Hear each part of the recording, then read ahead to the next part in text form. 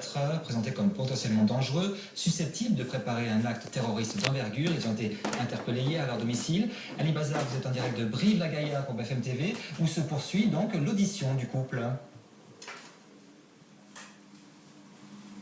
Exactement, la garde à vue vient d'être prolongée de 24 heures et on rappelle qu'en matière de terrorisme, eh bien, cette garde à vue peut durer jusqu'à 96 heures, soit jusqu'à vendredi. À l'heure où je vous parle, les enquêteurs de la DCIR sont certainement en train de questionner le couple pour savoir si oui ou non il allait passer à l'acte. Alors on rappelle l'élément déclencheur de ces interpellations, eh bien c'est l'achat de plusieurs armes par l'épouse de Christian Vikennes, une acquisition entièrement légale puisque la jeune femme s'entraînait au 126e régiment d'infanterie dans un centre de tir. Alors Christian Vikennes, 40 ans, néo-nazi, proche d'Anders Bering Breivik et dans le collimateur de la DCRI depuis maintenant 2010, date à laquelle il s'est installé en France après avoir passé 16 ans en prison pour le meurtre d'un de ses amis et depuis quelques temps il postait des messages à caractère xénophobe et antisémite, des messages à caractère clairement virulent. Alors le ministre de l'Intérieur